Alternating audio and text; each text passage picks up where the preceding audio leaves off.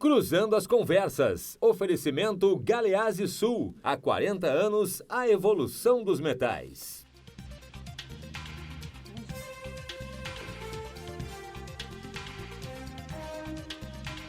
Boa noite.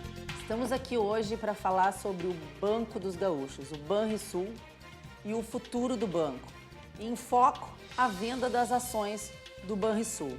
Há pouco tempo, o ex-presidente do banco, Matheus Bandeira, ingressou com pedido judicial para barrar a venda das ações do banco, alegando que o governo estava alienando ações a preços negociados muito próximos do valor patrimonial, que é de R$ 18,93, e que estaria rasgando dinheiro público. Estamos falando de algo em torno de 3 a 4 bilhões de reais que poderiam ser perdidos, tendo prejuízo para o erário público. No dia 29 de agosto, o juiz da 4ª Vara da Fazenda reverteu a decisão que havia suspendido a venda das ações no Banrisul e o governo Leite anunciou agora, no dia 9, que as ações voltam a ser vendidas no dia 19 de setembro. O que pode acontecer agora? Vamos debater esse tema com 2 deputados estaduais. O deputado Sebastião Melo, do MDB, que está aqui, e o deputado Thiago Simon, também do MDB, que está aqui. Eu gostaria de deixar registrado que o deputado Matheus Wesp, do PSDB, foi convidado para participar do programa para defender o ponto de vista do governo, mas não pôde vir devido a compromissos da Semana Farroupilha no Parque Marinha do Brasil. Também foi convidado o deputado Frederico Antunes, que é líder do governo, e não houve retorno por parte da sua assessoria. Foi estendido o convite também à assessoria de imprensa do governador para que enviasse alguém para vir aqui falar em nome do governo. Também ficamos sem resposta. Portanto, eu sigo com a questão e a primeira pergunta que eu faço aqui é: como é que ficou a audiência pública proposta na Assembleia Legislativa? Porque a Assembleia Legislativa é quem tem a obrigação de fiscalizar o Executivo, né? Então, eu sei que uma audiência pública foi proposta pelos deputados Fábio Ossman e Sebastião Melo, que está aqui. E o que aconteceu, Melo? Bom, Fernanda, primeiro, muito obrigado pelo convite, que está aqui na RDC, que trata das questões locais, regionais, isso é muito importante para nós, tá? Ao meu colega, amigo, deputado Thiago, para debater um tema importante, né? O banco não é do governo, o banco é de todos os gaúchos e gaúchas. Eu acho, a primeira questão que eu quero colocar para início de debate é que, a meu ver, tem muitas questões a ser esclarecidas nessa matéria, mas eu vou ficar com 2 para ser bem preciso. A primeira é: o valor que está sendo levado à venda das ações é um valor condigente com o patrimônio do banco? E essa é uma pergunta que deveria ser respondida pelo presidente do Conselho do Banrisul, o secretário da Fazenda, ou quem o governo escalasse. Na dita audiência pública, que teve duração de 3 horas, presidida pelo presidente Thiago, na Comissão de Economia. Foi, Melo? Acho que foi a semana retrasada, na terça-feira, né? E nós acabamos de aprovar uma segunda audiência agora, cujo requerimento não é só mais meu e do Fábio, mas também tem a assinatura do Thiago. E nós gostaríamos que ela fosse na quarta-feira, sob pena de, né, perder o objeto da reunião, mas o governo acabou não confirmando presença. Bom, então, a primeira pergunta é esta que acabei de fazer. A segunda é o seguinte: por que a democracia representativa vem perdendo tantos adeptos no mundo inteiro, especialmente no Brasil? Sabe por quê? Porque os governantes dizem uma coisa na campanha e fazem outra depois que se elegem. Tu, Fernanda, acompanhou, como eu acompanhei, fui candidato a deputado, me tornei deputado. O Leite foi muito duro com o Sartori quando esse tema veio à tona. Inclusive acusando... inclusive eu anotei aqui, acusando, posso ler? Eu separei aqui, claro, que eu ia tratar desse assunto depois, mas agora antecipamos. Debate da AGERT, né? Ele acusou o Sartori de ter privatizado o Banrisul. Ele citou textualmente: quem privatizou o Banrisul foi o senhor, quem vendeu ações do banco. E mais, o dinheiro que arrecadou com isso foi gasto com o custeio da máquina. Defendemos que o dinheiro de privatizações seja destinado a investimento. Isso é como vender os móveis da casa para pagar o almoço. Ficou famosa essa frase, né, dele contra o Sartori. A começar que ele até cometeu um equívoco aqui, né, que venda de ação não é privatização de banco, né? Mas então, veja o seguinte, então o governador, ele foi, já assim, peremptório nessa matéria, terminantemente, né? Dizendo, não vou fazer isso. Pois agora, o governo está vendendo as ações para poder botar no pagamento dos funcionários públicos. E esta é a razão pela qual nenhum agente do governo comparece à audiência pública. Por quê? Porque é verdade que até o fato relevante, que é o anúncio de venda de ações, está absolutamente correto, Fernanda, que você mantenha segredo, porque senão alguém pode se beneficiar disso, até o anúncio, que foi feito em junho. Mas quando eu faço o anúncio, tá, eu tenho clareza que tanto a legislação que trata essa matéria, como as resoluções da Bolsa, nenhuma dessas resoluções, e muito menos a lei que trata dessa matéria, e muito menos a Constituição Federal e Estadual, pelo princípio da legalidade, da publicidade. Então, o governo não vem para esse debate, é por esta única razão, não é? De se botar uma cortina de fumaça dizendo que a Procuradoria proíbe de falar, não proíbe coisa nenhuma. Então, nós protocolamos hoje, eu e o Fábio, a convocação do presidente do Conselho do Banrisul, para o plenário. Porque, veja o seguinte, política não pode ser por favor. Né? Tem data essa audiência pública? Não, são duas coisas. A audiência pública tu convida. Tá. Tu convida. Ele pode não ir. É convite. Convocação depende de aprovação, de comissão ou plenário. Se convocado e não for, bom, aí, evidentemente que é uma quebra da relação dos poderes. Quer dizer, então, isso nunca aconteceu na história da Assembleia. Então, nós achamos que a harmonia entre os poderes, o correto é você fazer o convite, né, Tiago? Sem dúvida. Convidar, o governo vem do convite. Agora, já que o governo se negou, né, como o diabo negou a cruz e está negando em Assembleia, então nós vamos convocar. Se o plenário assim aceitar, claro, a base do governo tem uma maioria em plenário, pode ser que a base não aceite. Quantos votos vocês precisam para aprovar a convocação? Requerimento é maioria simples, né? Tu tendo 28 presenças no plenário, tu tendo maioria dos presentes, você convoca secretário. Não?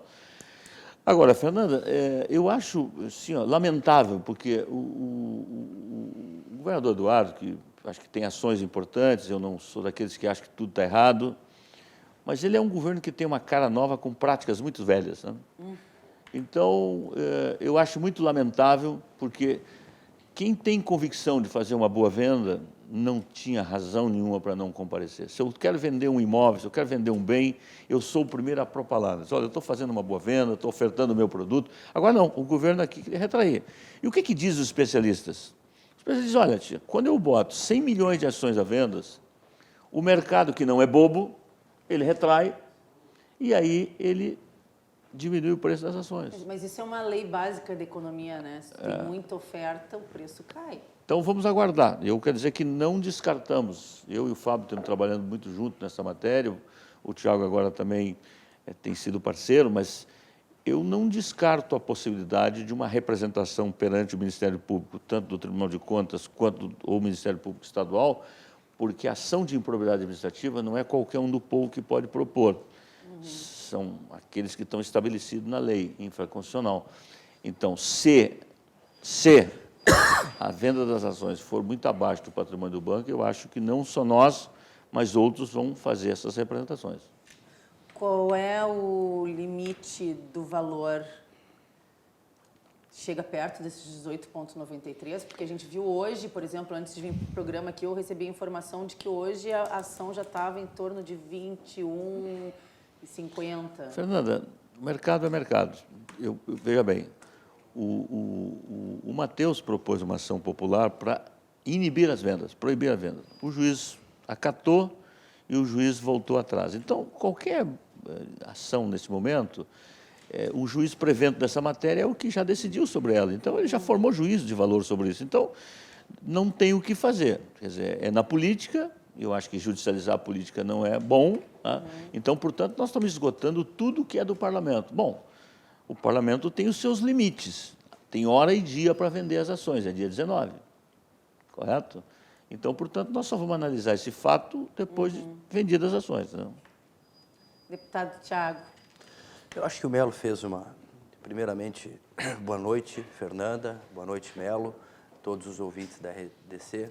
estou um pouquinho febril aqui, um pouquinho com a voz um pouquinho embargada, mas eu quero ratificar a manifestação aqui do Sebastião, primeiramente trazendo a importância desse processo. Talvez muitas pessoas não entendam exatamente a dimensão dessa operação que vai acontecer. É o maior patrimônio público do Rio Grande do Sul, é o Banrisul. Ele tem ativos de 80 bilhões de reais. Né? Ele tem um patrimônio líquido de 7 bilhões e 800 milhões. Ele foi fundado por Getúlio Vargas. Né? Então, assim, nós estamos falando do maior patrimônio público do Rio Grande do Sul. E o que o Melo traz aqui, ele está coberto de fundamento, porque foi um dos momentos mais lamentáveis. Eu presido a Comissão de Economia, nós fizemos inúmeras audiências públicas, eu posso dizer que praticamente em todas elas o governo se mostrou parceiro, o subsecretário da Receita, o secretário da Fazenda, a secretária de Planejamento. Em inúmeros momentos nós tivemos a participação do governo respondendo a todo tipo de indagações, mas justamente nessa questão, que talvez fosse a questão mais importante que nós tínhamos, e além disso, com uma série de questionamentos extremamente graves. A manifestação do Matheus Bandeira e da Débora Morche, que são dois especialistas de mercado, o Matheus, ex-presidente do banco, consultor, a Débora trabalha no mercado de capitais, eles trouxeram uma série de preocupações sobre a modelagem dessa operação, que poderia estar acarretando uma desvalorização no preço das ações. Nós estamos falando de 100 milhões de ações ordinárias, 96 milhões e 300 mil ações ordinárias. Bem quebradinho. Tá? Então, realmente, a ausência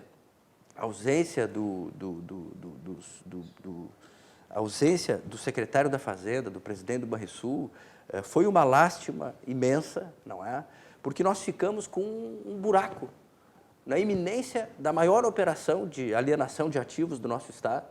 Por exemplo, o próprio Matheus comentava, na venda da privatização da CE, Sulgás e CRM, nós tivemos um amplo debate, o governo discutiu exaustivamente, não é, com a Assembleia, e agora, nesse caso, praticamente se negou aí. E com um agravante, né, deputado, que o montante que o governo pretende arrecadar, né, nessa venda de ações agora é de 2,2 bilhões de reais. Exato. O Matheus Bandeira colocava que o prejuízo poderia ser de 3 a 4 bilhões de reais, porque elas estariam sendo vendidas abaixo do valor que elas mereciam. Mas agora que tu citaste essas 3 privatizações, se a gente somar a Sulgás, a CRM e a CE, eu me lembro que na época em que se começou a trabalhar a questão das privatizações, o governo colocava que pretendia arrecadar 3 bilhões de reais na venda dessas 3. Exato. Ou seja, 3 estatais que vão ser vendidas, elas valem o mesmo que o montante das ações, o tamanho do prejuízo que o banco pode ter na venda das ações. E tem um aspecto, Fernanda, que eu quero trazer, que é o seguinte, além do aspecto político, da palavra do governador, que esse é o mais importante numa democracia. Exato. A palavra que tu citaste aqui, na minha opinião, estelionato eleitoral, esse Thiago? é o mais importante. Tá? Eu trago aqui, tanto eu quanto o Melo, de deputados que são parceiros do governo, independente de qualquer coisa, em toda a agenda de desenvolvimento, de reestruturação, de modernização, que o governador Eduardo Leite, que tem feito uma série de aspectos importantes e positivos para o desenvolvimento do Estado, a área de concessões, aviação regional, a parte hidroviária, a parte... Enfim, tem muitas ações positivas e que nós somos parceiros. Mas o nosso papel enquanto deputados, e no meu caso como presidente da Comissão de Economia, nós não poderíamos deixar de fiscalizar essa operação. E tem um outro aspecto que é interessante ser citado, que é o seguinte, ó, quando você vende os ativos, nós estamos falando aqui que você vai receber 2 bilhões e 200 milhões, uma vez, e vai jogar na folha. Tá? E os servidores merecem, eu não estou discutindo folha isso. é 1 bilhão Só e que meio, você né? vai abrir mão de dividendos, que é um ativo permanente, que você recebe todos os anos, nós estamos recebendo em torno de 300 milhões de reais todos os anos. Nós vamos abrir mão disso aí para resolver um problema do fluxo de caixa do atual governador. É isso que está acontecendo. Tu pode me dizer, assim, a gente pode dizer em outras palavras, que é a carta na manga que ele tem para esses 2 meses de atraso da folha salarial. É mais ou menos como quando o Tarso fez o saque dos depósitos judiciais. A gente tem visto que cada governo vem tentando criar o seu coelho na cartola para pagar. Eu acho que esse caso é mais parecido com aquela frase do Tarso que disse, Melo, que peremptoriamente não ia ser candidato à reeleição na campanha. Eu acho que esse é um caso mais ou menos nessa categoria. Mas, o Fernanda, me permite uma coisa puxa a outra, né? Eu percebi já há um bom tempo, né? O governo tinha intenção de mandar duas medidas estruturantes do governo, que era revisar todo o plano de carreira. Não sei se todo, porque a lei é que nem serpente, pega sempre o pé descalço, né? Então, todas as reformas que eu vi no Brasil só pega os pequenos, nunca os grandes, né? Fazenda, PGE, esse, pelo contrário, aumenta com uma sucumbência na maior cara de pau, não? Agora, é o seguinte, então o governo, ele mudou de opinião, ele queria ter mandado há 2, 3 meses atrás esses projetos, um da Previdência e outro envolvendo essa questão das revisões das carreiras dos funcionários. Então, para mim está claro, o governo vende as ações durante a manhã, coloca em dia os funcionários durante a tarde, e eu quero dizer que a nossa solidariedade aos funcionários, mas eu usaria uma outra frase, né? Ele diz que é vender os móveis para pagar o almoço, eu diria que isso aqui é vender a geladeira para pagar o mordomo que cuida da casa, quer dizer. Então, porque isso não vai resolver o problema do Rio Grande do Sul. O Rio Grande do Sul é muito mais sério se o Brasil não voltar a crescer, se não tiver um acordo, além desse acordo da dívida que ele por si só não resolve. Então, ele paga o salário de tarde, Thiago, e no outro dia ele manda essas... Então, tem uma coisa combinada aí, não é? Que o governo recua, então tem uma certa desejo até de parte da base na Assembleia que está agindo em nome do governo, ou não em nome do governo, mas para ajudar o governo.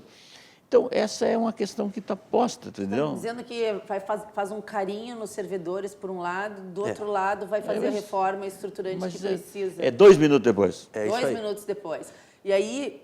E tem um envolvimento, inclusive, do PT e companhia, que está todo mundo feliz, lamentavelmente, se constituiu uma maioria, não é? E praticamente eu, Melo, Fábio, pouca gente que nesse momento tem... Mas que coisa, né? Porque assim, ó, vende as ações e vai ter esse dinheiro uma vez só. E esse recurso não volta.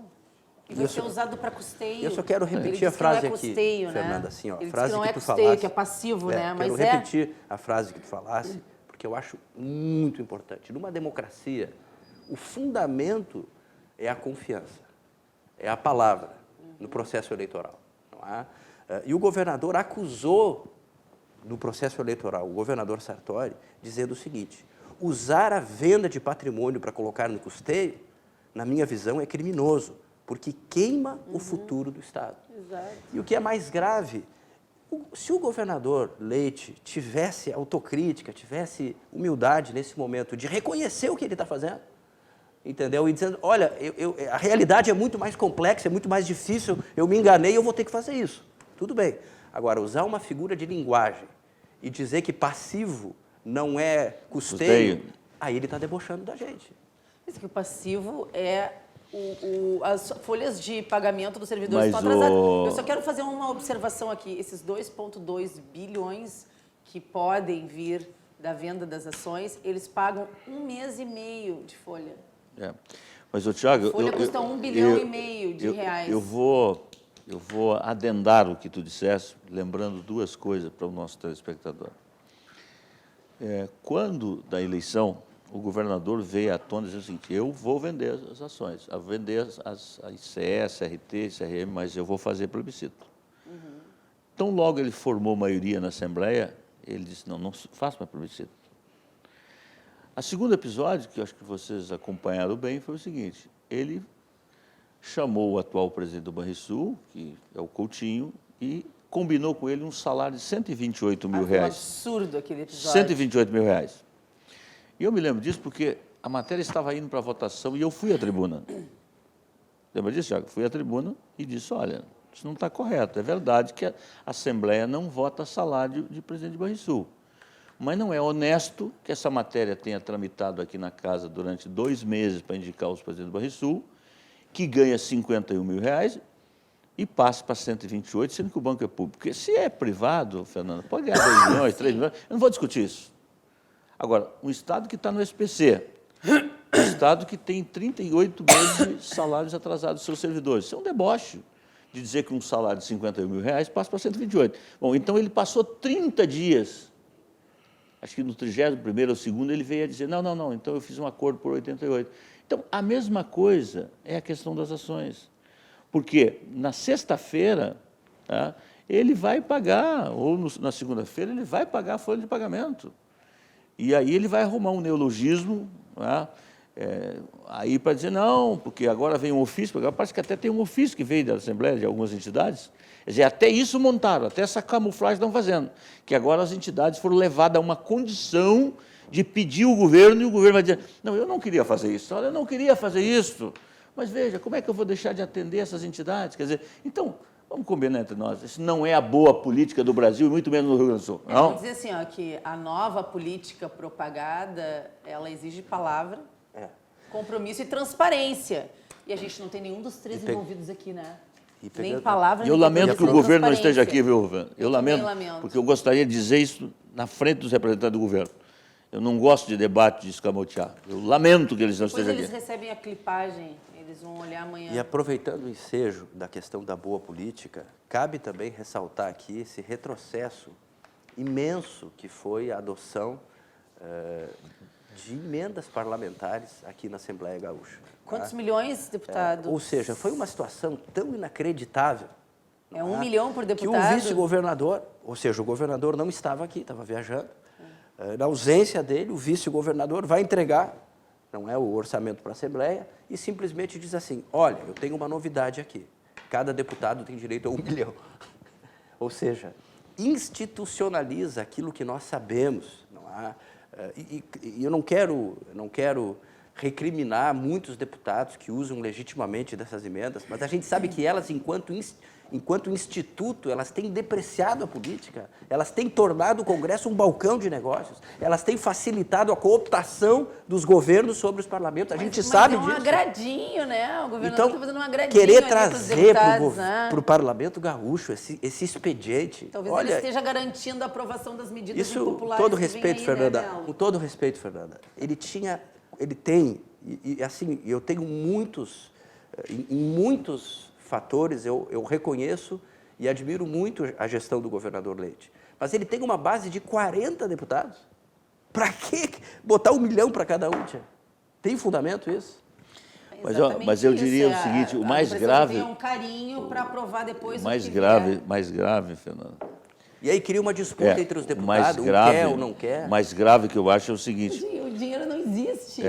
Tu sabe que isso é conto do vigário, né? Porque o que acontece? Primeiro é o seguinte, a Corag existia até há pouco tempo, era o Diário Oficial do Governo. Agora tem alguns jornais aí que são o Diário Oficial do Governo. Né? Agora não é mais a Corag, tem alguns jornais aí que são o seguinte.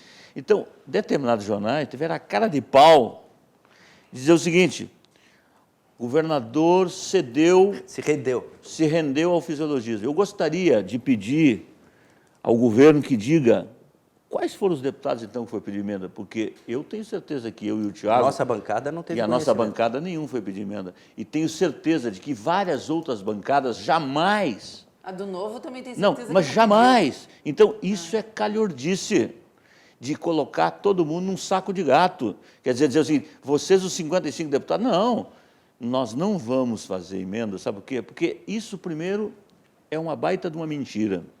O Rio Grande do Sul, o orçamento no Brasil é uma peça de ficção, correto? Mas eles não estavam falando que esse Não. orçamento é o primeiro que vai Não, com a previsão do peça, déficit? não, orçamento do Brasil.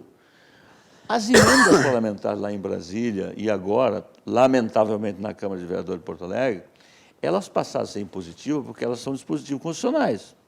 Então, não é o caso aqui. O caso aqui é dizer assim, deputado, olha aqui, nós vamos fazer uma concessão ao senhor, aí o senhor indique lá uma emendinha lá para fazer isso e tal.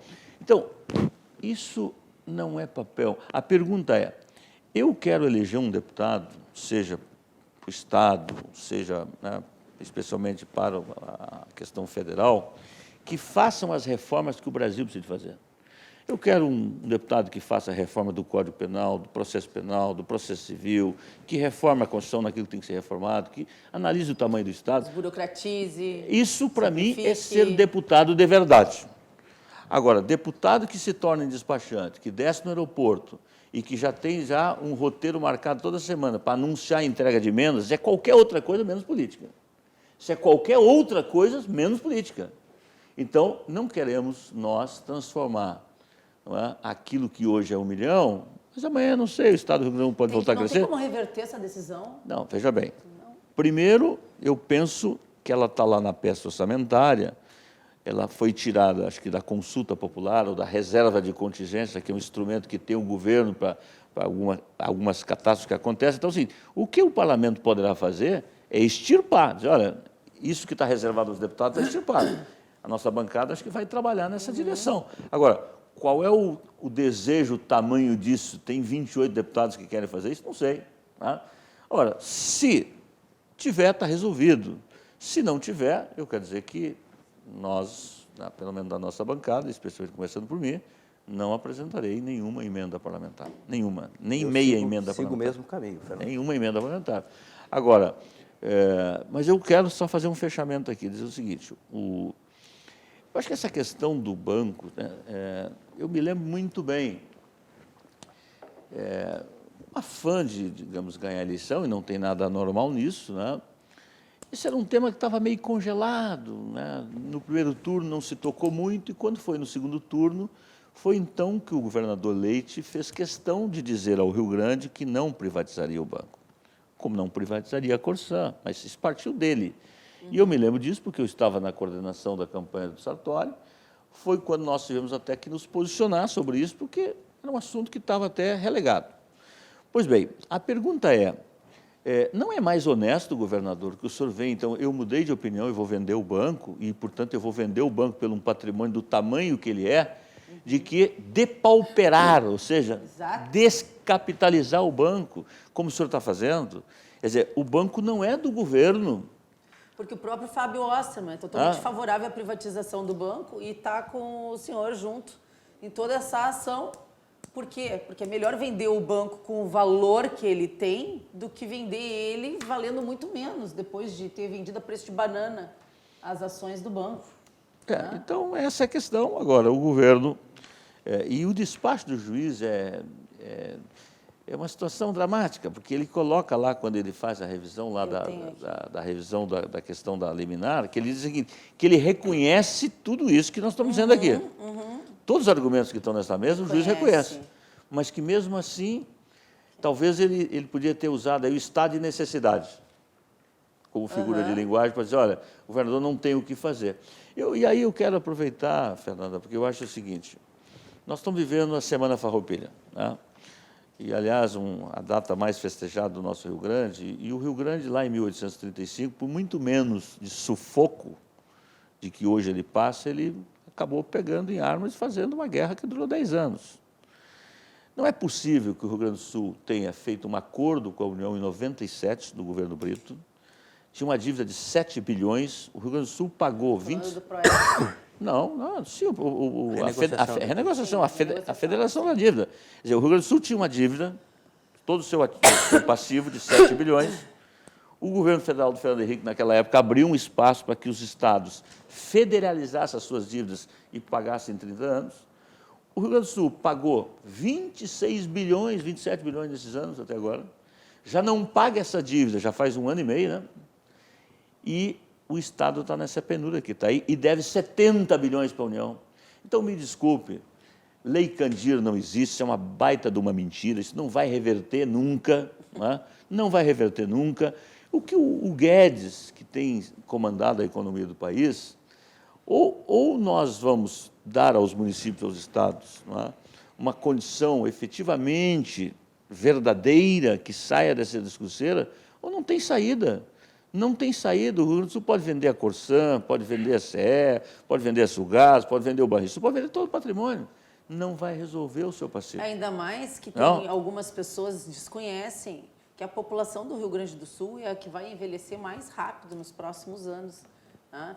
Então, vai ter muito mais gente se aposentando do que gente ingressando no mercado de trabalho. Isso aí é fato. A Fundação de Economia e Estatística publicou ano passado um estudo mostrando que as mulheres no Rio Grande do Sul têm menos de 1,1 filho por família, em média, né? Tem um filho. E que a população está envelhecendo cada vez mais. Isso é bom. Isso é bom, né? Não, é bom que as pessoas vivam mais e que tenham mais saúde, mas a questão não é essa. A questão mais é bom, que... mas a taxa de natalidade baixa é muito ruim. Eu estou falando do envelhecimento. Sim, O envelhecimento é bom. Isso é bom. Tá? O que eu queria colocar para vocês aqui, que eu acho muito importante, inclusive para os nossos, para quem está nos dando audiência hoje, é o que é o regime de recuperação fiscal, que muitas pessoas não sabem, só se fala regime de recuperação fiscal ou RRF. Então, o ingresso no regime de recuperação fiscal faz a suspensão do pagamento da dívida por 3 anos, prorrogáveis por mais 3 anos, no qual faz com que o Estado deixe de gastar cerca de 11,3 bilhões de reais. Mas, passado esse período, o Rio Grande do Sul tem que pagar esse montante para a União com juros e correção monetária. Não é um presente, não é? Né? Cheque especial. É um cheque especial. Tá? Então, esse é o regime de recuperação fiscal, ao qual, para aderir, tivemos sim que privatizar a CRM, Sulgás, CE e abrir a venda de ações do Banrisul e da Corsã. Isso é uma das várias das questões que o governo federal impôs ao Rio Grande do Sul já no governo passado. Isso aí já começou lá no Sartori, uma série de ações para redimensionar o Estado para que a gente pudesse entrar nesse regime de recuperação fiscal. Que não adianta nada todo esse esforço se na hora a gente vai queimar os ativos dessa forma, que soa um tanto quanto irresponsável, né, deputado? Sem dúvida. Eu acredito que o escopo do plano de recuperação fiscal, ele é muito positivo. Por quê? Porque ele inclui uma estratégia de reestruturação fiscal do nosso Estado, buscando a sustentabilidade. Ou seja, não adianta apenas a suspensão do pagamento da dívida, como tu dissesse, são 3 anos de suspensão total do pagamento da dívida e mais 3 anos que, basicamente, há uma suspensão de 50%. Na verdade, existe um programa de reestruturação que inclui a questão da Previdência, a aposentadoria complementar, a lei de responsabilidade fiscal, uma série de licenças que foram aprovadas, licença capacitação, licença prêmio. Esse ano nós vamos votar ainda a reestruturação dos planos de carreira, tem mais a própria questão da reforma da Previdência, ou seja, o Estado, as contas, hoje o Estado gasta 84% da sua receita com a folha. E por isso ele não é sustentável. Tá? Não se sobra você nada para colocar o investimento. custeio, se você colocar outras despesas. Então, essas medidas, elas pretendem justamente reestruturar a despesa pública. Agora, obviamente que só isso não é suficiente.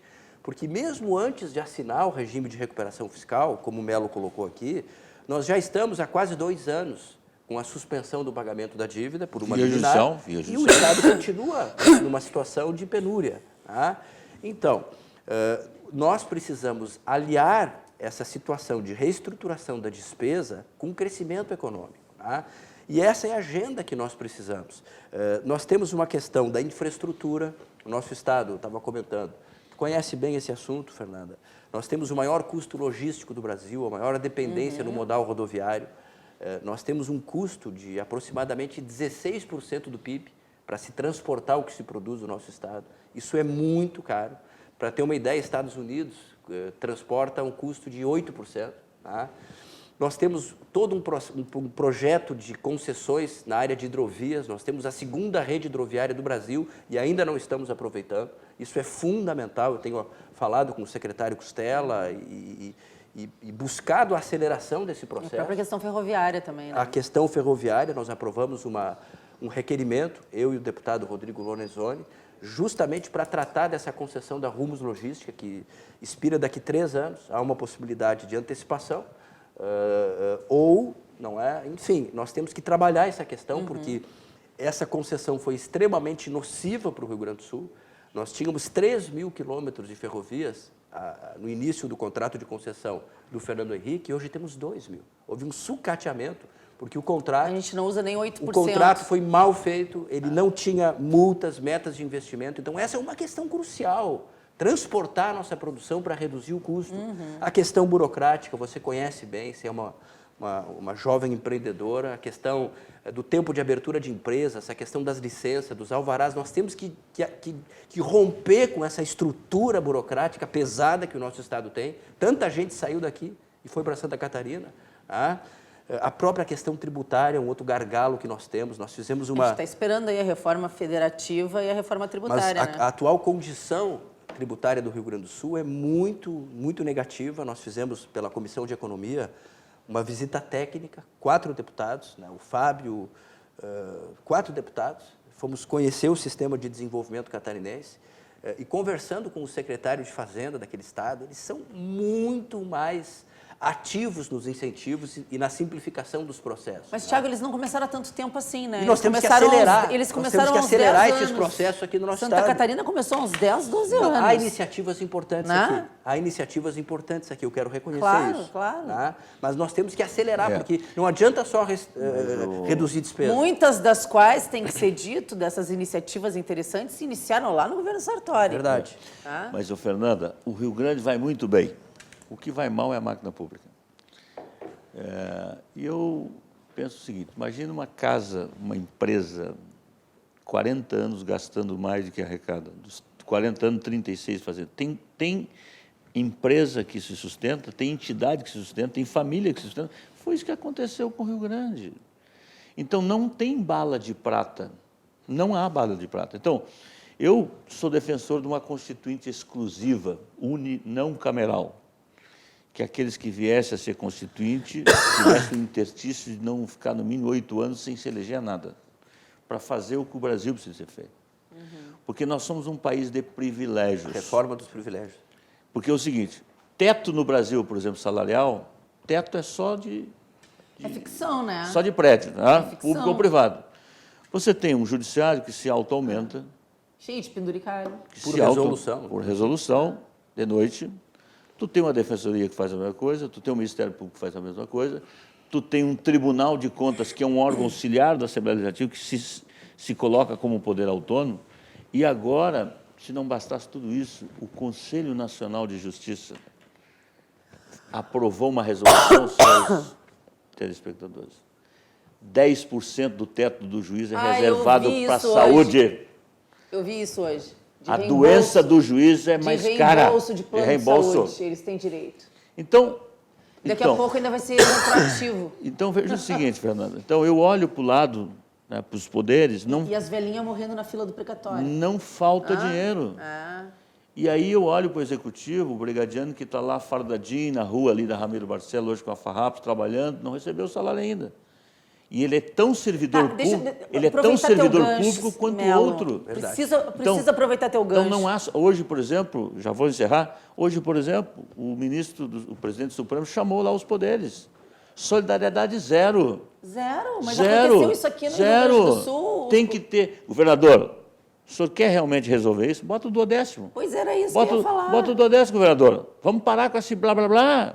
Exatamente. Eu quero ter o prazer de votar 12º. Será que falta, desculpa o termo chulo aqui, mas a gente está na Semana Farroupilha, será que falta culhão para tentar botar o 12º em votação de novo? Porque o governador Sartori tentou 2 vezes e foi derrotado por uma canalhada na Assembleia. Agora mudou a legislação. Vamos explicar para ele o que é 12º, porque o povo não entende isso. Explica. Eu posso explicar, tu pode explicar. Não, tu explica, é competente. Exatamente, se fosse aprovada a lei do 12º, porque todo o dinheiro vem do mesmo lugar, né? O orçamento do bolso do Estado povo. vem tudo do mesmo lugar, vem do mesmo Do bolso do fundo, povo. né? Do bolso do povo. Acontece que hoje apenas os salários dos servidores do Executivo são os que vêm parcelados. Quem está no Legislativo e no Judiciário recebe em dia, no primeiro dia, mesmo que seja um salário acima do teto, mesmo que seja 35, 38 mil reais.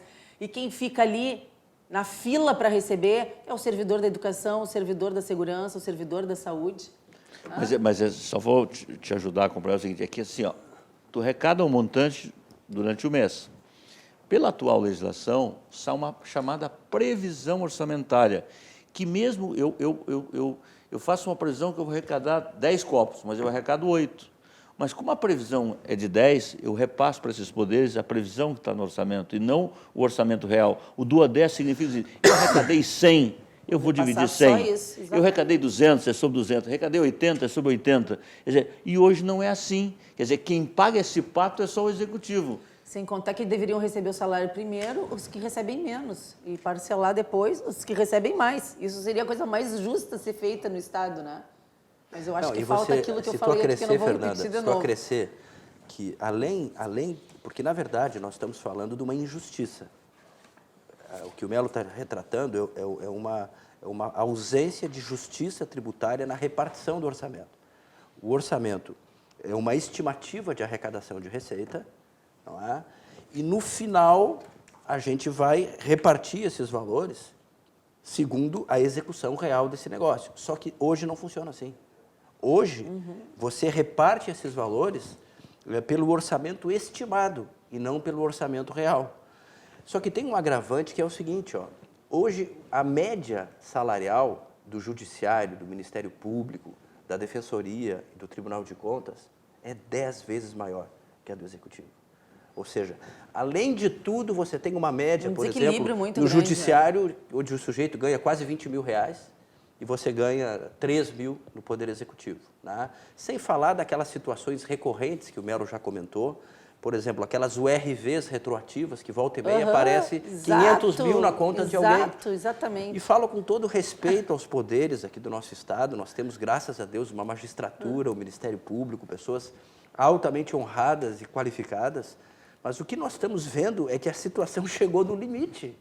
Não tem como sustentar mais esse quadro de injustiça orçamentária e salarial que nós temos hoje. Aí se quer Olha aqui, vender ó. ações do Banrisul para pagar 2 ano- meses E é de folha paliativo atrasada, isso. quando tu não resolve o que é estrutural e é muito mais grave. O ano passado, Fernando, em 2007, o Tribunal de Contas emitiu um parecer dizendo que tu não podia transformar licença-prêmio em dinheiro. Passou-se 10 anos, 12 anos, o mesmo Tribunal de Contas, no ano passado, mudou o seu parecer para pagar aos seus servidores e gastou 30 milhões no final do ano passado, transformando licença-prêmio em dinheiro. Isso é inaceitável. O cidadão nesse país passando fome, dormindo debaixo dos viadutos, as pessoas não tendo onde morar. Vamos combinar entre nós. Isso tem um nome, indecência. É moral, é moral. Tu ter Então, o poder é da legal. caneta para aumentar teu próprio salário, ainda te dar benesses retroativas, é completamente imoral. Deixa eu perguntar uma coisa para vocês. Dois, o senhor estava na vereança, mas o Thiago já era deputado. Por que o Sartori não conseguiu aprovar o 12º? Olha, a principal razão, na minha avaliação, foi uma noite muito tensa. A Assembleia realmente estava sofrendo um processo de muita pressão. Talvez a corporação assim, que tem um poder de pressão mais forte, talvez seja o Judiciário. E ocorreu algo muito interessante, ocorreu que eu não vi em nenhuma sessão plenária do ano passado. Durante o processo de votação, muitos deputados começaram a receber mensagens de juízes, mensagens intimidatórias. Que coisa, hein? Deve ser assim como De o certa Supremo maneira, faz com o Congresso. aludindo a alguns comportamentos e tal, né?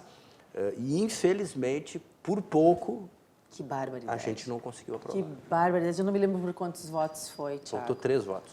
Que barbaridade. Isso é muito sério. Isso é muito sério. Eu não É estava na lastimável. Assembleia, Fernando, e nem estava na vereança, eu estava no exercício. Tu era vice-prefeito. Não, claro. também não. Eu terminei a minha vice-prefeitura em 2016 e, com a sandália da humildade e com um esforço enorme, voltei a advogar. E fiquei 2 anos ali na advocacia e, portanto, acompanhando, mas esse período aconteceu. Agora, o que acontece? Essas corporações, elas, disse muito bem o Thiago, elas têm poderes muito grandes. Olha, eu me lembro o seguinte, eu tenho 4 decretos legislativos que eu sou autor, que está na Comissão de Justiça, que desfaz os aumentos. Parece que agora vai vir para a votação. Mas eu me lembro que o dia que eu propus no Departamento Legislativo, antes de eu receber qualquer notícia sobre a tramitação, no outro dia já tinha os representantes desses setores lá dentro, que tem muitos lá, porque são corporações que se ramificam, Disse, não, o instrumento usado não é esse, não cabe esse. Quer dizer, então, funcionário dizendo que não deveria ser assim. Quer dizer, o contrário, eu acho que o deputado propôs um projeto. Então, essas coisas são muito fortes. Penso que hoje tem um parlamento mais liberal, Fernando, eu posso dizer, estou lá há 7, 8 meses, nós votamos lá, por exemplo, acabar com a licença-prêmio, foi uma votação que teve larga maioria, a questão das privatizações, retirada do plebiscito, né, não das privatizações, mas foi uma coisa também que foi discutido, votado. Então, acho que tem hoje um outro cenário, uma compreensão maior, porque ou o Rio Grande e o Brasil muda, ou não tem solução. Não tem. Vamos voltar nesse debate agora, após os nossos comerciais.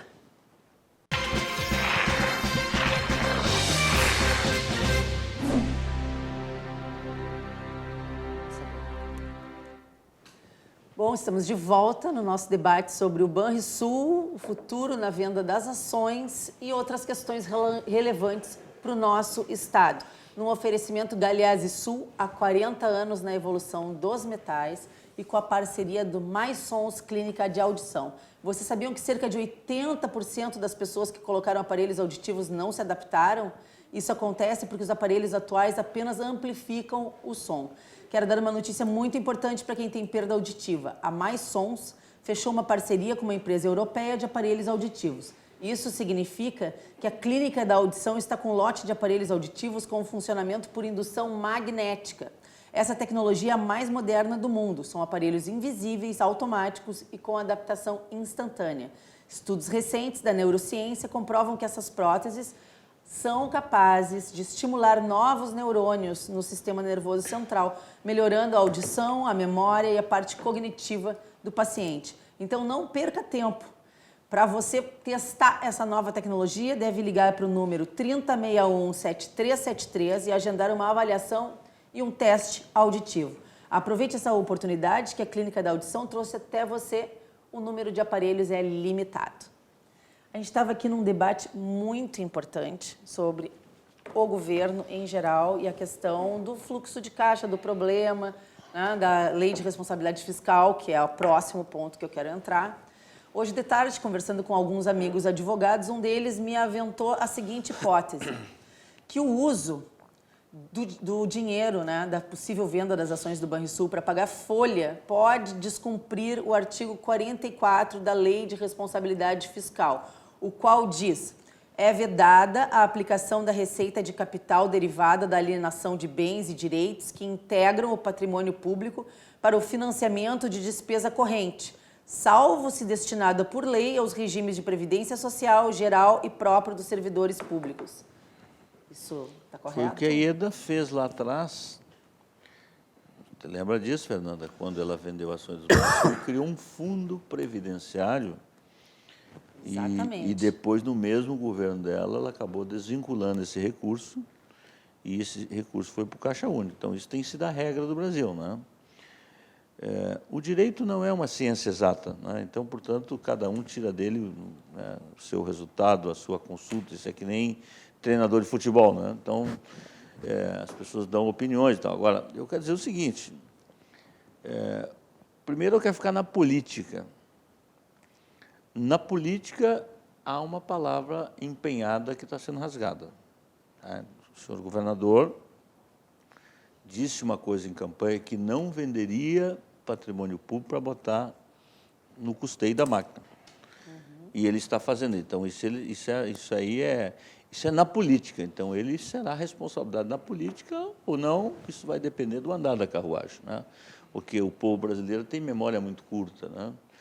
A gente vê absurdos que têm acontecido no Brasil, nas eleições presidenciais, nas eleições de governadores, prefeitos. Não, isso aí tem exemplos para todos os gostos, né? Cabe aos jornalistas e às redes sociais manterem a memória das pessoas fresca. Entendeu? Aliás, nunca se mente tanto antes das eleições, durante as guerras e depois das pescarias, né? Então, isso é uma realidade do Brasil. Então, por isso, eu até quero dar essa notícia, acho que de primeira mão.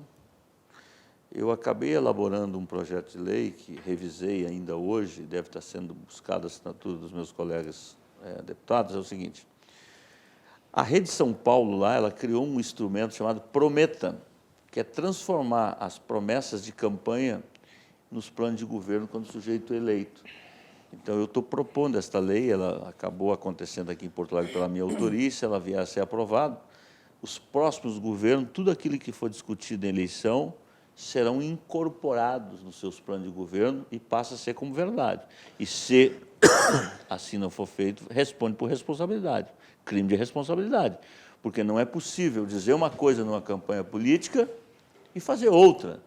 Então, esse tema me surgiu muito em função dos debates aí, nesses 6 meses da Assembleia Legislativa. Claro que não vai valer para esse governo. Se a lei for aprovada, acaba valendo, sim, dá para o governo, né? Mas eu acho necessário, porque no Brasil, infelizmente, mesmo que a lei eleitoral, hoje, já há bom tempo, diz que você tem que protocolar suas intenções junto ao TRE, quando registra a candidatura, é uma carta de intenção sem nenhum compromisso. Não existe valor legal e nem punição prevista, né? Então, o Prometa, ele passa a ser um instrumento de responsabilizar o governante. Não? Quem sabe juntar a essa ideia do Prometa o recall de mandato. Bom, aí é uma questão federal. Eu sou favorável ao recall de mandato. Eu também. No metade do mandato, há uma avaliação se a pessoa se mostrou um estelionato eleitoral, se dá cabo dela. Mas tem que ser regras. Muito mais mas, simples. Fernanda, tem que ser regras muito claras, precisas, concisas. O oportunismo. Porque a mesma coisa, por exemplo, eu não concordo com impeachment de qualquer jeito, não concordo com CPI de qualquer jeito. Esses instrumentos que são valorosos, eles foram perdendo pela banalização. Por exemplo, a CPI é o instrumento mais poderoso que tem o parlamento. E é o instrumento de quem? Da minoria, porque 1/3 do parlamento pode formar uma CPI. Agora, quando ela banaliza, né, e entra em qualquer questiúncula, ela perde, evidentemente, quando é só para debate político, ou só para moeda política. Não é? Então, esses instrumentos, a democracia representativa, ela foi se perdendo. E por isso os parlamentos hoje, com todo o respeito, acho que ele precisa de reencontrar o seu caminho. Não é? Se leis resolvessem o problema do Brasil, o Brasil era resolvido, viu, Fernando? Não tinha miséria, os ladrões estavam na cadeia, todo mundo tinha moradia, tinha salário justo, tem lei para tudo isso. O que está faltando é atitude, está sobrando leis e faltando atitudes. Deixa eu voltar um pouquinho para o tema do Banrisul, que eu preciso perguntar uma coisa que para mim não ficou clara. Caso seja aprovada a convocação de alguém da Fazenda ou do banco para ir lá na Assembleia e explicar, trazer a transparência necessária para essa ação, e essa pessoa não vai, ou o governo não designa, o que acontece? Se convocado um secretário de Estado ou um diretor de departamento, seja ele qual for, e não comparecer, o governo corre em crime de responsabilidade. Porque se não for assim, o parlamento deixa de existir. Quer dizer, tu tem uma relação harmônica, tu convida, a pessoa não vai. Então, tu convoca. Bom, se convoca e não vai, bom, aí você vai transformar isso numa disputa política que vai acabar podendo, inclusive, propor cassação do governante. Não, quer dizer, então isso. Mas eu acho que existe... Agora, eu não creio, sinceramente... Vamos para a vida real, né? A vida real, eles vão vender as ações quinta-feira. Então, depois, eu nem conversei com o Fábio sobre isso, mas cá para nós, depois querer comparecer ao parlamento, depois de vender as ações, mas, bom, aí, meu amigo, aí sou eu que não quero que o sujeito, quer dizer, depois que vendeu o patrimônio, agora eu vou lá explicar que não, peraí, não, aí tem um pouquinho de dignidade no meio disso. Então, ou vai até quinta-feira, ou nós vamos... Né? Eu não gosto de judicializar a política, tenho horror disso.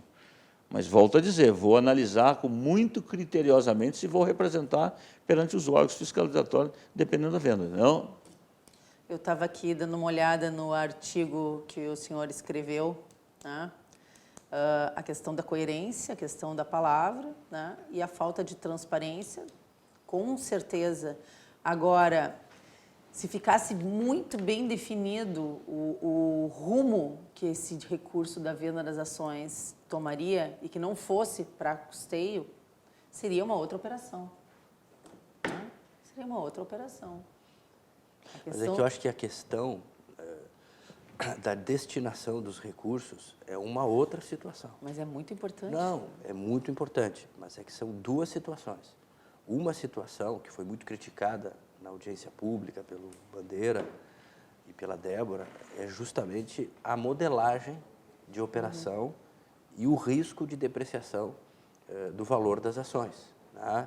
E o que nós queremos aqui, Fernanda, é que haja uma boa venda de ações. Ninguém está torcendo aqui para que o Estado, o Banrisul, tenha um mau resultado. Não, pelo contrário. Inclusive, eu recebi aqui nesse momento, as ações ordinárias estão avaliadas em R$ 24,00, o que é uma ótima cotação.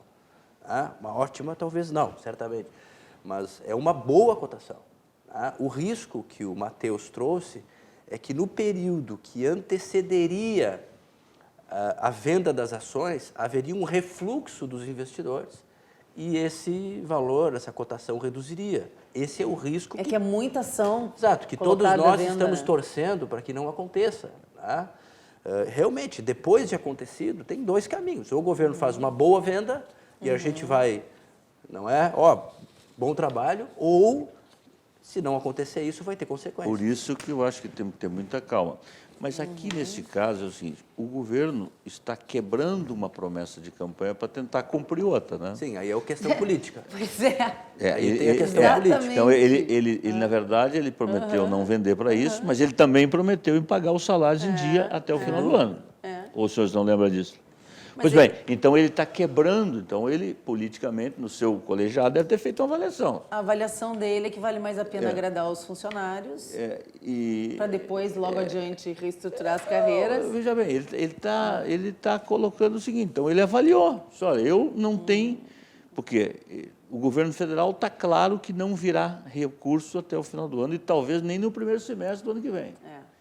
Da maneira que está a economia, que estão as coisas lá em Brasília, a reforma da Previdência. A antecipação das receitas da privatização da CE também não vai vir tão cedo. Também vai vir agora. Então, ele tem como salvação duas coisas de receitas extras.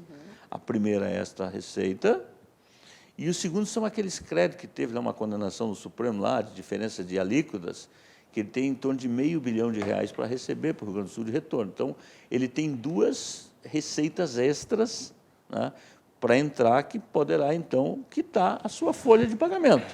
Então, acho que é esta avaliação política que o governo fez, e ele, por isso, não quer debater, né?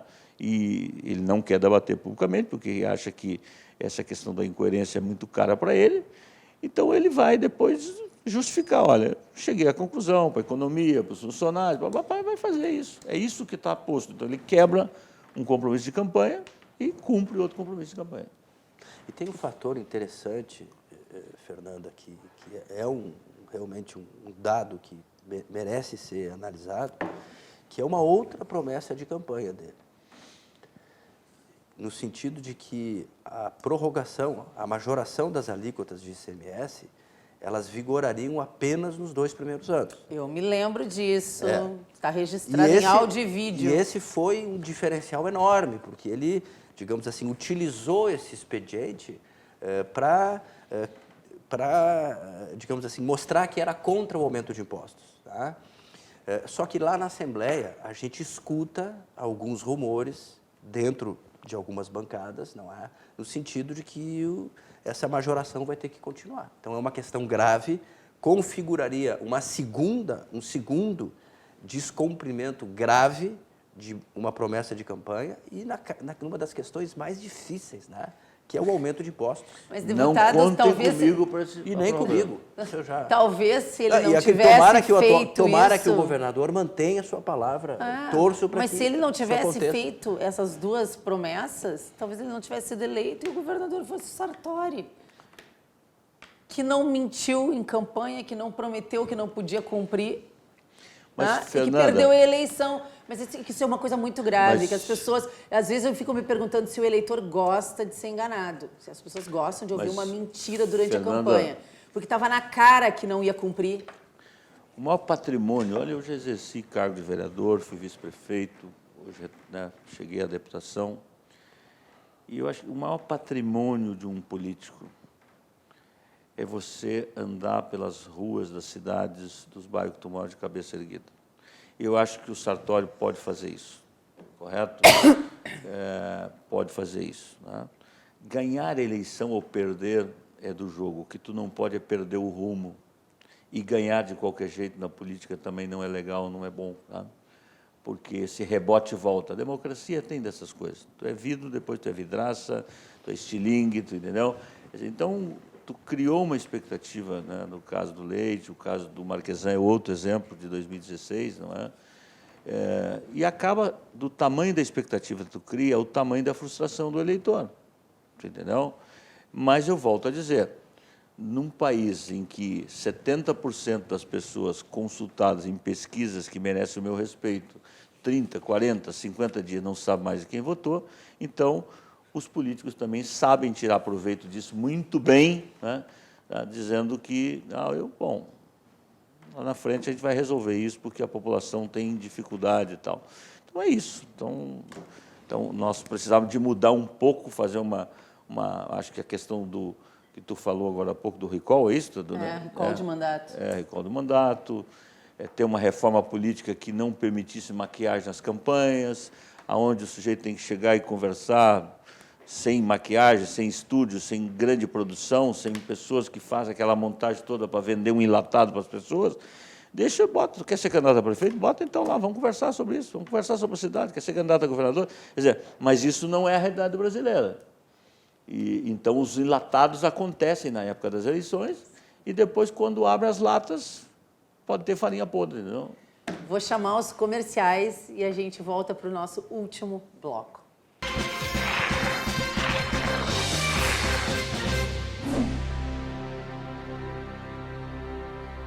Voltando aqui no nosso último bloco do Cruzando as Conversas, especial sobre o Banrisul e o futuro do banco.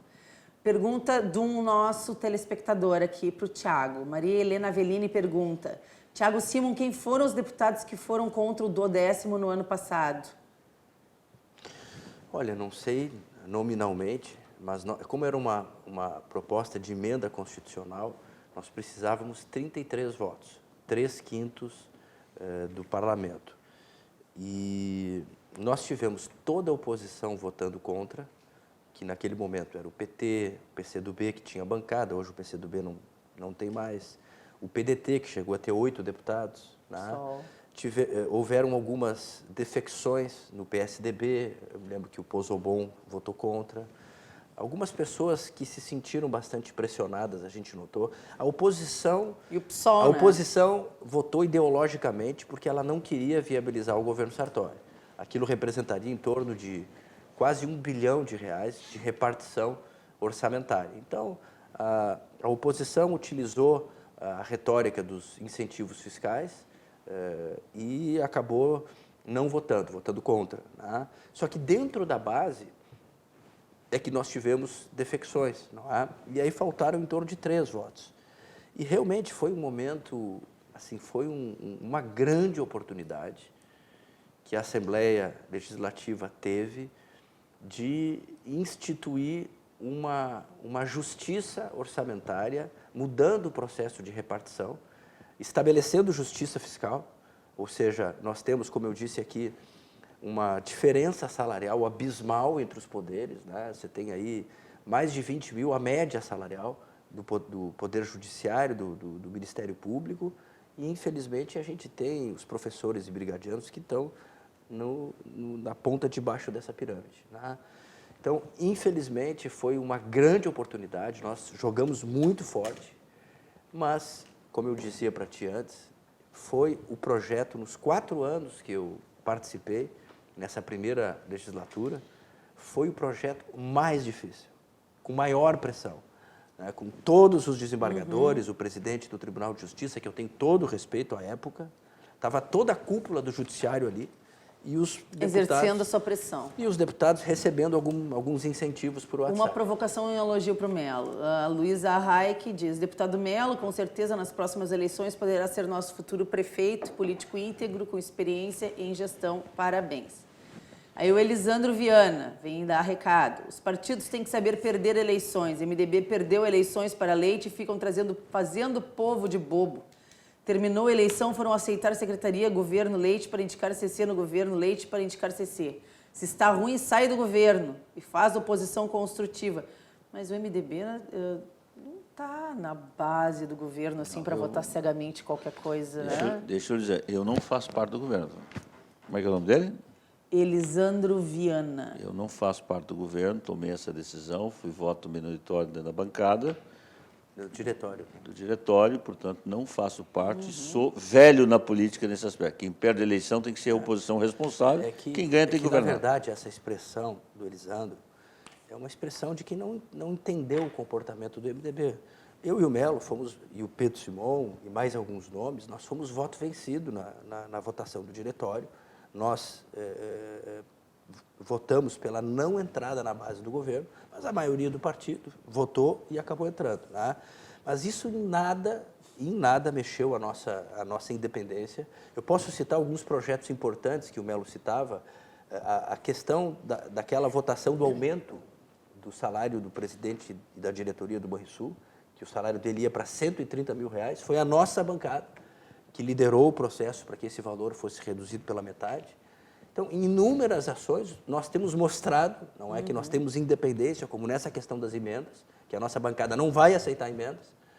Ou seja, nós queremos ajudar, até porque a agenda do Eduardo Leite, do ponto de vista programática, e esse era o argumento de quem defendia a entrada no governo dele, do ponto de vista programático, é muito semelhante à agenda do Sartori. Eu diria para ti que 80% do que o Leite está fazendo é uma continuidade. Exatamente. Inclusive, é interessante, mas o governo tenta criar um marketing dizendo assim que o governo não é de ruptura nem de continuidade, ele é de evolução. Mas, na verdade, se tu analisar, 80% da pauta é uma continuidade. Mas se não fosse uma continuidade, seria de ruptura. Mas é uma continuidade necessária. Claro. Né? Os projetos que ele está trazendo são importantes e ele vai trazer coisas novas, eu não tenho dúvida. Sim, eu trouxe aqui o secretário Bruno Vanuzzi, das parcerias público-privadas, né?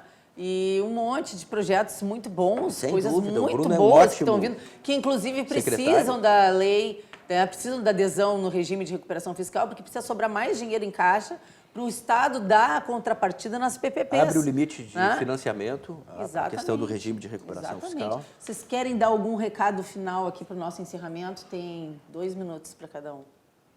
Primeiro, muito obrigado pelo convite. Dizer que a RDC cumpre aqui um papel importante em debates nossos regionais, locais, né? E quero aqui deixar aqui, mais uma vez, a reflexão do governo, não do governador. O governo é maior que o governador. Compareça à Assembleia antes da venda do Banrisul.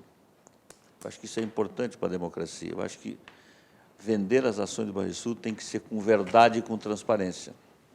A política brasileira está a exigir de todos nós verdade e transparência. Não tem nenhum problema de mudar de ideia, não há nenhum problema. Agora, o problema está em não assumir a mudança de ideias, a não mudança de posição. Correto? Se ele, naquele momento, para ganhar a eleição, entendeu o que deveria colocar, eu tenho certeza que a população pode até cobrar, olha, é um ato de humildade do governador. Olha, eu refleti, eu não era o governador, cheguei aqui, vi que muita coisa que eu cobrei do Sartori não era bem assim, hoje até estou vendo que o Sartori estava certo em muitas coisas, mas a eleição passou, o Rio Grande está acima de eleição. Não vamos voltar para trás, a lanterna ilumina para frente, né? Terminou uma eleição, faça-se justiça. Eu não estou no governo, mas quem foi pedir para entrar no governo foi o Eduardo, né? Esteve lá no partido insistentemente para que o partido entrasse no governo. Então, o MDB não está no governo, eu não estou no governo, mas os meus colegas que estão no governo não estão lá por oferecido. Eles estão lá porque foi altamente convidado para estarem lá. E o Sartori é tão competente que não se elegeu, mas fez sucessor. Não? Porque a maioria das políticas públicas que estão sendo adotadas hoje...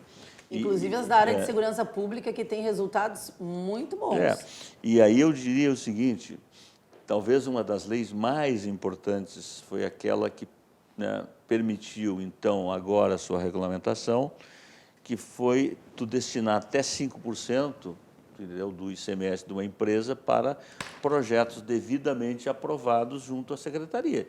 Então, isso vai ter um resultado do ponto de vista de equipamento da Polícia Civil. É o PSEG. Tanto da Polícia Militar, como acho também da perícia também. Acho que Programa de incentivo, de investimento em segurança pública, iniciativa do governo Sartori junto com o Instituto Cultural Floresta. A compra de todos esses equipamentos e veículos feitas pela iniciativa privada, ela custa quase metade do preço do que se fosse feita pelo Estado. Exatamente. Agora, se essa moda pega, por exemplo, amanhã vai estar lá na Assembleia para votar um projeto de um colega nosso deputado, dizendo o seguinte, destinando renúncia de 5% do ICMS para as estradas, para os acessos aos sálticos. Aí daqui um pouco vai vir um deputado, vai dar 5 para um, vai dar 10 para outro, quer dizer, então, se essa moda pega... Mas não tem dinheiro para tudo isso. Não, mas estou dizendo, então o governo vai ter que tomar uma atitude, quer dizer, porque não dá para ser assim, né? Não dá para ser assim, 5 para um, 2 para outro, 3 para outro, quer dizer, o governo tem que ter um mínimo de controle, né, da sua maior arrecadação. Qual é a sua maior arrecadação do Estado? É o ICMS. Então, ele não pode perder esse controle. Então, acho que da segurança pública, acho que foi um caso específico, mas agora nós temos que ter muito cuidado. Para não banalizar também. Tiago, deixa eu queria agradecer muito a oportunidade de estar aqui nesse debate. Eu realmente estava com estado febril, aqui numa situação mais debilitada, ainda bem que o Melo me ajudou com a experiência dele aqui, mas eu queria agradecer muito a oportunidade e assim, como mensagem final, dizer que nós realmente vivemos um novo momento, uma nova Assembleia, que teve uma mudança na composição política, partidária e ideológica muito grande. Nós tivemos um encolhimento muito expressivo das bancadas petistas, o PCdoB praticamente acabou, o PDT diminuiu pela metade, de modo que se configurou uma maioria, não é apenas uma maioria, digamos assim, numérica, mas é uma maioria ideológica e programática de parlamentares que têm compromissos com a modernização do Estado. E eu queria salientar, há muitos deputados ali na Comissão de Economia, poderia ser o Búrigo, o Rodrigo Lorenzoni, o Fábio Osterman, o Eric Lins, enfim, há um sentimento muito profícuo no sentido de que nós temos que ter uma agenda pró-Rio Grande. Perfeito. Não é? Com vários projetos e isso tem que se acelerar. Né? E, obviamente, tem um outro fator, esse sim me preocupa um pouquinho. É que eu tenho uma impressão que a Assembleia hoje está sem oposição. O PT parece que em alguns pontos tem alguns acordos tácitos com o Eduardo Leite, até em quesitos ideológicos, tá? Mas você vê que o PT praticamente não faz oposição, ele está fazendo de conta. Ele está ali fazendo oposição para o Bolsonaro. Isso vem de um outro programa, hein, Tiago? E mais, se você analisar o comportamento do CEPERS, que é um braço sindical do PT, no governo Sartori, no primeiro ano do governo Sartori, ele fez uma greve de 100 dias, que é um crime contra a educação. Você tem um ano letivo de 215 dias e você rouba 100 dias de ano letivo de 900 mil alunos. Tá? Então, assim, você vê que não tem oposição hoje. Então, essas vozes mais independentes, que em momentos específicos, importantes, sem oportunismo, mas que possam se posicionar, isso faz bem para a democracia. Você faz muito bem para a democracia, com certeza. Obrigada a todos que estiveram conosco aqui, obrigada à audiência do canal 24524 da NET, no YouTube e no Facebook RDC TV Multiplataforma. Amanhã, às 10 horas aqui, tratando de desenvolvimento econômico do estado do Rio Grande do Sul. Boa noite a todos e obrigada.